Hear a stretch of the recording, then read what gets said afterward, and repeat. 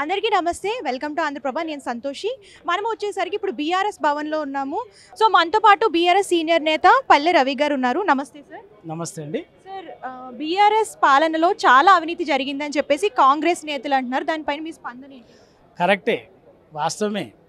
కాంగ్రెస్ పాలనలో గడిచిన 10 ఏళ్ళ 2004 నుంచి 2014 కాలంలో జలయజ్ఞం పేరు మీద ప్రాజెక్టులు కట్టకుండానే మొబిలైజేషన్ అడ్వాన్సుల పేరు మీద 100 కోట్లు దోచుకున్నటువంటి వాళ్ళు 100 కోట్లు సొంత అకౌంట్ల నుంచి డ్రా చేసుకుంటే చెక్కులు రాసుకొని డ్రా చేసుకున్నటువంటి మొబిలైజేషన్ అడ్వాన్సులు దొబ్బి బాగా తిని బలిసి వాళ్ళ కూడబెట్టుకొని వాళ్ళ అందరూ కూడా అట్లనే చేస్తారు అనుకోండి. తెలంగాణని దండబెట్టి తెలంగాణకు విష నీళ్ళు దాపి కరువు కాటకాలతోటి వలసలతోటి గోసబెట్టినటువంటి వాళ్ళు 50 ఏళ్ళు రాష్ట్రాన్ని దేశాన్ని పరిపాలించిన బుద్ధిమంతులు ఇవాళ మాట్లాడతారు. కేసీఆర్ గారి పాలన 2014 నుంచి 2023 దాకా తెలంగాణ సాగునీటి రంగంలో, తాగునీటి రంగంలో, సంక్షేమ రంగంలో, వ్యవసాయ రంగం ప్రతి రంగంలో అద్భుతంగా నిలబడింది. కాబట్టి అద్భుతంగా ఎదిగింది. దేశంలోనే నెంబర్ 1 రాష్ట్రంగా ఎదిగింది.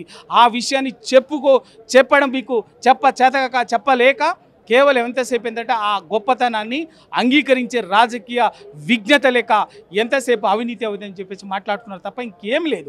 వాళ్ళు దోచుకుతున్నారు కాబట్టి జలయజ్ఞం పేరు మీద అందరూ అదే పని చేస్తారు అనుకుంటున్నారు. సార్, కేటీఆర్కి ఏసీబీ ఇచ్చిన నోటీసులో అసలు ఏముంది సార్? ఏమీ లేదు దాంట్లో. ఏమున్నది దాంట్లో? మరి నిజంగా ఏమన్నా ఉంటే అడ్వకేట్ గారితో మీరు ఇచ్చిన నోటీస్కే సమాధానం చెప్పటని అడ్వకేట్ గారితో కేటీఆర్ గారు అక్కడికి వచ్చిండ్రు. మరి అడ్వకేట్లను ఎందుకు అనుమతించలేదు? అడ్వకేట్లతో ఎందుకు మీకు వస్తే అంత ఇబ్బంది ఏంది? ఏం చేద్దాం అనుకున్నారు కేటీఆర్ గారిని? ఒక్క నెలలో అడ్వకేట్ లేకుండా పోలీసులు మరి సమాధానం ఇవాళ అడ్వకేట్ తోటి వచ్చి వివరణ ఇవ్వటానికి రాజ్యాంగమే అనుమతించింది కదా. మీరు అడ్వకేట్నే లేకుండా మీరు ఒక్కరే రావాలని చెప్పేసి చేయడం ఏసీబీ అధికారులు పోలీసులు చెప్పడంలో ఉన్నటువంటి ఉద్దేశం ఏంది? అంటే మీకు ఏదో తప్పుడు ఉద్దేశం ఉన్నది. మీకు రాజకీయ దురుద్దేశాల కోసమే వాళ్ళ రాజకీయ దురుద్దేశాల కోసము వాళ్ళు ఏసీబీని పావుగా వాడుకుంటున్నారు అన్నది దానికి మీరు అవకాశం ఇస్తారు ఏసీబీ అధికారులు అనేది స్పష్టంగా కనిపిస్తుంది. దాంట్లో ఇంకేమీ లేదు. ఎందుకు అంటే ఈ ఫార్ములా ఈ జనరేషన్ కోసం వస్తున్నటువంటి బ్యాటరీ వెహికల్స్ని, ఎలక్ట్రిక్ వెహికల్స్ని ప్రమోట్ చేయడం కోసం దేశంలో తెలంగాణ రాష్ట్రంలో కేసీఆర్ గారు తెలంగాణ రాష్ట్రం ఒక హబ్గా సృష్టించాలనేటువంటి ఉద్దేశంతో కేటీఆర్ గారు తన శక్తి వంచన లేకుండా దానికోసం ప్రయత్నం చేసి ఒక సెషన్ ఈ ఫార్ములాను కండక్ట్ చేశారు. ఎలక్షన్ టైంలో జరిగిన పరిణామాల నేపథ్యంలో దాన్ని గవర్నమెంట్ నుంచి ఇమీడియట్ HMDA నుంచి ఇచ్చి తర్వాత ఒక స్పాన్సర్ని వెతకాలనుకున్నారు. అక్కడ కూడా మీరు కోడిగుడ్డు మీద ఈకలు పీకినట్టుగా మీరు రాజకీయం చేస్తున్నారు తప్పితే వేరే ఇంకేమీ లేదు. ఇక్కడ ఇచ్చింది నిజం. అక్కడ ఆ సంస్థ, ఆ ప్రెస్టీజియస్ సంస్థ మేము తీసుకున్నది మా అకౌంట్లోకి వచ్చింది, మేము తీసుకున్నది నిజం. ఇంకా అవినీతి ఎక్కడ జరిగింది? ఆ డబ్బులు ఏమైనా కేటీఆర్ గారి అకౌంట్లోకి వచ్చిందా? కేటీఆర్ బంధువుల అకౌంట్లోకి వచ్చిందా? లేకపోతే ఆయన సంబంధికుల అకౌంట్లోకి వచ్చింది కదా? లేదు కదా. కేవలం ఏమైనా ఉంటే ప్రొసీజర్ ల్యాబ్స్ ఉండొచ్చు. దాన్ని ఎవరు చూసుకోవాలి? అధికారులు చూసుకోవాలి.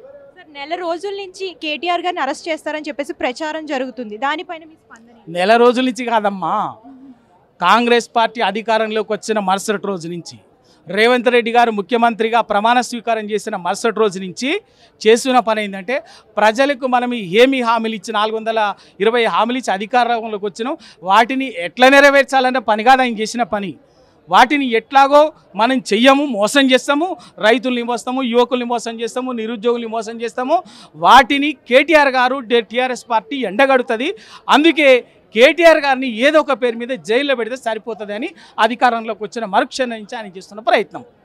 అది కేటీఆర్ గారు బహుమర్ది రాజు పాకాల గృహప్రవేశం రేవు పార్టీగా చిత్రీకరించి ఎంత యాగి చేసారో చూసినాం.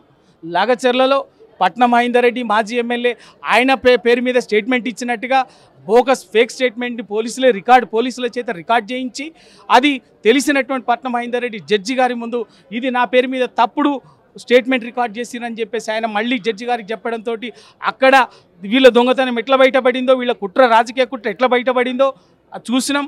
తర్వాత ఫోన్ ట్యాపింగ్ అని ఆ పేరు మీద ఈ పేరు మీద ఇప్పుడు ఈ ఫార్ములా మీద కేటీఆర్ గారిని ఏదో ఒక రకంగా జైల్లో పెట్టాలని చూస్తున్నారు. కానీ వాళ్ళు గ్రహించాల్సింది ఏంటంటే ఇక్కడ కేటీఆర్ గారు కానీ కేసీఆర్ గారు కానీ తెలంగాణ బీఆర్ఎస్ నాయకత్వం కూడా ఉద్యమం నుంచి ఎదిగొచ్చినటువంటి నాయకత్వం. ఉద్యమంలో ఈ కేసులు, కుట్రలు, కుతంత్రాలు వాటన్నిటిని కూడా తట్టుకొని నిలబడినటువంటి నాయకత్వం. కాబట్టి వేటికి భయపడేది లేదు. వీటన్నిటిని తట్టుకునే ఖచ్చితంగా ఎన్ని కేసులు పెట్టినా కూడా వాళ్ళు చేసే ప్రజలకు చేసే వంచనను మాత్రం వదిలిపెట్టేది లేదు.